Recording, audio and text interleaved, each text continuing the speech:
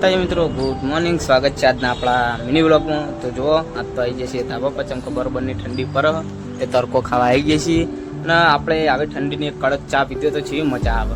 તો આપણે ચલો આપણે ઊંઝાની નંબર 1 ચા એટલે કે જય ભવાની ટી સેન્ટર, એ કાકા ખૂબ સરસ જ ચા બનાવે.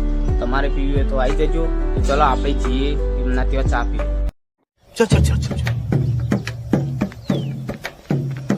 ગાડી સ્ટાર્ટ કર. તો મિત્રો આવી જાય આપણે જય ભવાની ટી સ્ટોલે ચા પીવા. જો આપણા માટે ચાનો કપ પી દીધો. જો પીવરાઈ દીધી આપણને ચા, કડક લાકડા જેવી ચા હતી. તો મિત્રો તમારે પણ ચા પીવી હોય તો આવી જજો ઊંઝા સરદાર ચોક.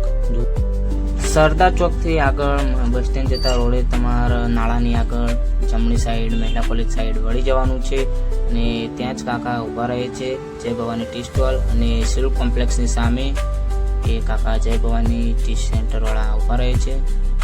તો જય ભવાની ટી સ્ટોલના ઓરિજિનલ કારીગર એવા અમારા પ્રકાશભાઈ જો ચા બનાવવા આવી જાય.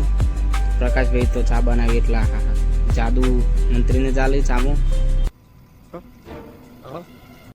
જો ખાલી તો ચા બનાવવા જાય એ ઉકાળી હા ઉસાણી ચાલુ. જો ખાલી ચા બનાવવાનો અંદાજ જ કોક અલગ આવી ગયો તો જો ખાલી હા જો ખાલી પ્રકાશ એ હા વણસી જો ખાલી વણસી સીધા પકડી લે. વણસી પકડવાની સ્ટાઇલ જોઈ, પણ હવે તમે જો પ્રકાશભાઈની ચા ગાળવાની સ્ટાઇલ પણ જોઈ લો. જો ખાલી હા તપેલું ઊંચું કરીને ગાળે. એ તો મોજમાં ગયા પ્રકાશભાઈ. જો પછી કાકા કે આપણે ચા પી લઈએ, તો કાકા કે આપણે પણ વિડીયો લઈ લેજો. પણ એવાનો વિડીયો લઈ લેજો. જો ખાલી એ પણ ચાની ચુસ્કી લાવી. કાકા તો કે જય ભવાની ચા. જો ખાલી કાકાએ ચાની ચુસ્કી મારે.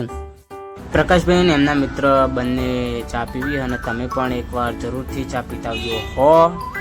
ફાઇનલી મિત્રો આપણે જય ભવાની ટી સ્ટોલની ચા પીને આવતા રહીએ. તમારે પણ પીવી હોય તો જય ભવાની ટી સ્ટોલ એકવાર જરૂરથી મુલાકાત કરજો. કાકા ખૂબ સરસ જ ચા બનાવી અને આપણે વ્લોગને કરીશું એન્ડ. અને આપણો વ્લોગ ગમ્યો હોય તો લાઈક કરજો, શેર કરજો અને સબસ્ક્રાઈબ કરજો. જય માતાજી.